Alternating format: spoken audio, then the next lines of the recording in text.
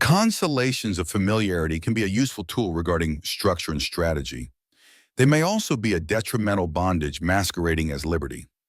At the moment, I'm sitting in the same parking spot out by the YMCA soccer fields, listening to the same soft piano hymns, studying the Bible with the same structure and the same branded yellow, green, and blue highlighters that I do every other day.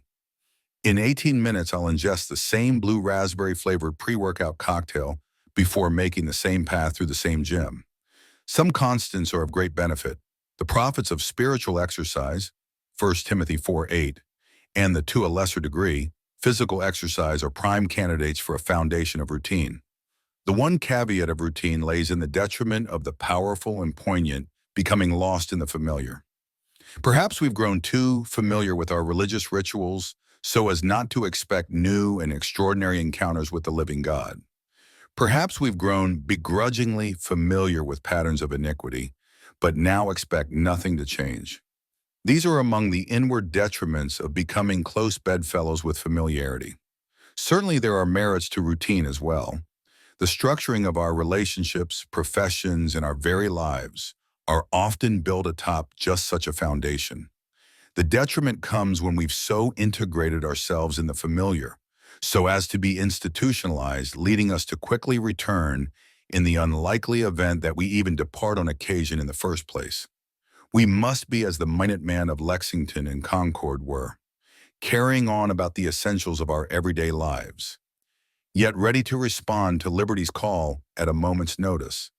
The Bible tells us that we're to be soberly watching and waiting on our imminent King who comes at an hour we do not expect. Matthew 24:42. Granted, we are not familiar with the Lord's return as it has yet to occur, yet watching therefore should be an everyday, moment-by-moment occurrence. Just as those Massachusetts militiamen watched the political climate of the era in anticipation of hostile occupation and the challenging of liberty, so too should we be watching the happenings of this temporal world as Matthew 24:7 exhorts us. And Jesus answered and said to them, "Take heed that no one deceives you, for many will come in my name saying, 'I am the Christ,' and will deceive many. And you will hear of wars and rumors of wars.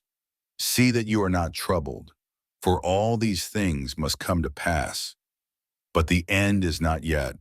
For nation will rise against nation, and kingdom against kingdom.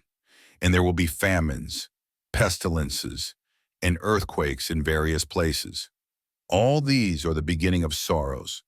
Then they will deliver you up to tribulation and kill you, and you will be hated by all nations for my name's sake.